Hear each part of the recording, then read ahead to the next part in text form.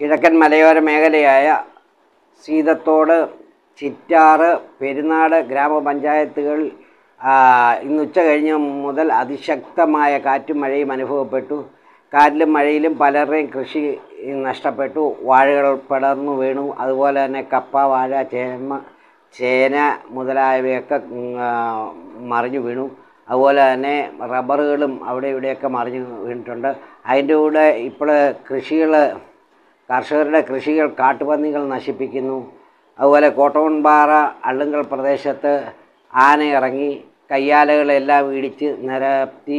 കയ്യാലകളെല്ലാം കഴിഞ്ഞ ദിവസങ്ങളിൽ ഇടിച്ച് നിരത്തി. അതുപോലെ തന്നെ റബ്ബറുകളെല്ലാം നഷ്ടപ്പെടുത്തി. അത് വരുന്ന സ്ഥലങ്ങളിലുള്ള കൃഷികളെല്ലാം നശിപ്പിച്ചു.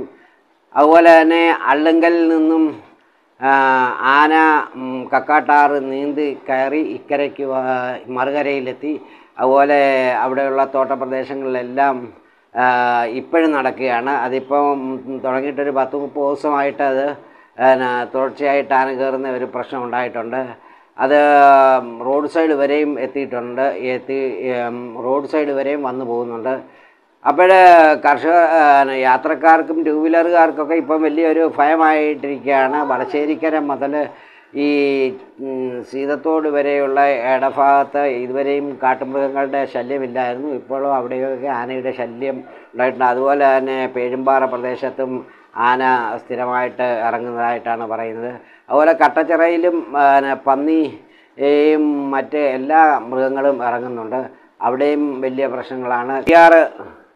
മൂഴിയാറ് 40 ഏക്കർ കോളനിയിൽ പന്നി വ്യാപകമായ നാശമാണ് വരുത്തുന്നത്. അത് ക്വാർട്ടേഴ്സിനുള്ളിലൊക്കെ കയറി മുറികളൊക്കെ തകർത്ത് അതിനകത്ത് കയറി ആഹാരങ്ങൾ കഴിക്കുന്ന ഒരു സംഭവം ഉണ്ടായിട്ടുണ്ട്. അതുപോലെ തന്നെ കഴിഞ്ഞിടെ ശബരിമല പ്രദേശങ്ങളിൽ അലഞ്ഞിരിഞ്ഞ് നടന്നിരുന്ന 10-40 പന്നികളെ പിടിച്ച് കോളനി ഭാഗത്ത് കൊണ്ടിട്ടാണ്, 40 ഏക്കർ കോളനി ഭാഗത്ത്.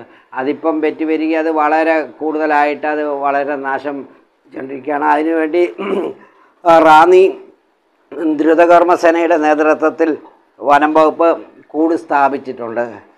അപ്പോൾ ഇത് വ്യാപകമായിട്ടിപ്പം കൃഷിനാശം കർഷകർക്കുണ്ടാകണം. ഇപ്പോൾ ഒരു രീതിയിലും കൃഷി ചെയ്ത് ജീവിക്കുന്നതിന് പറ്റാത്ത ഒരവസ്ഥ. അതുകൊണ്ട് വനത്തിനോട് ചേർന്ന പ്രദേശങ്ങളിലെല്ലാം കാട്ടുമൃഗങ്ങളുടെ കൂടുതലായിട്ടുള്ള ശല്യം ഉണ്ടായിട്ടുണ്ട്. ഇങ്ങനെയുള്ള ഒരു വലിയ പ്രതിസന്ധിയിലാണ് ഇപ്പോഴേ ജനങ്ങൾ.